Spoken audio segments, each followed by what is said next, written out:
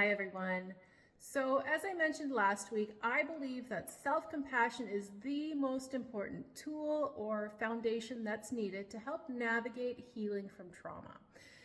And I wanted to build on that this week with a little bit more advanced practice, especially for those who are maybe dealing with a lot of shame or even self-hatred, which, by the way, those are both incredibly common, especially if your trauma came from your childhood caregivers.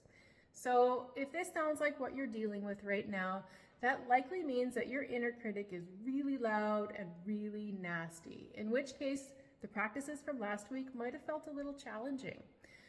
So like I said today, I'm bringing in a more advanced technique, one that should help you with cultivating self-compassion, even when that inner critic is really loud and really nasty.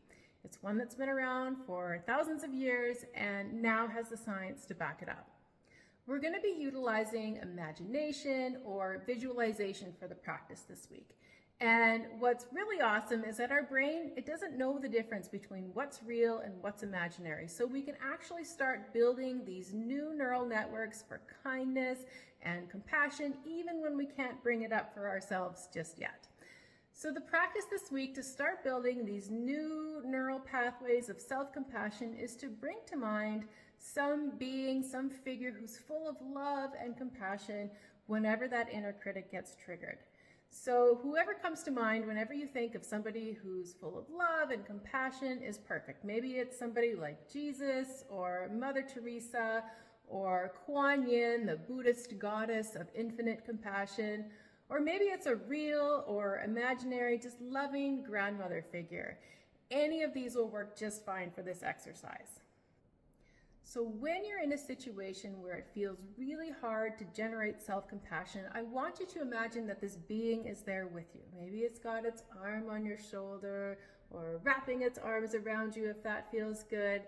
But more importantly, in this situation where you're feeling angry with yourself or ashamed at something that you've done, imagine that this being is there with you and just radiating love and compassion.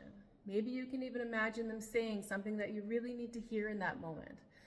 But most importantly, I want you to imagine letting in some of that love and some of that compassion, and notice how that feels. Notice how it feels to receive that.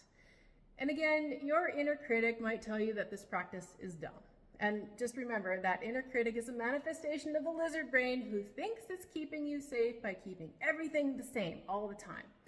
It might tell you like there's no imaginary figure there filling you with love and compassion. And while that's literally true, as I've said before, taking a pragmatic view can help sidestep that skeptical inner voice so that you can give this a try and see how it works for you. People have been at this for millennia because it works. And now the neuroscience is starting to catch up, and it's proving how these types of practices not only improve your mood and your mental health, it actually improves the structure and function of your brain.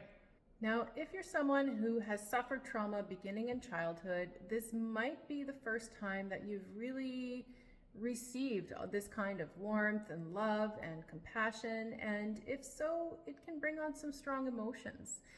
And if this is the case, I want you to bring on all the loving beings that you can possibly imagine there surrounding you with care and compassion to really help navigate this softening of the heart and beginning to let the compassion in. And if this still feels difficult, of course, please reach out to me or someone else familiar with this type of work for support. Over time, this is going to start feeling really good, and self-compassion will become your new way of being. That nasty inner voice will soften and become more supportive and kind.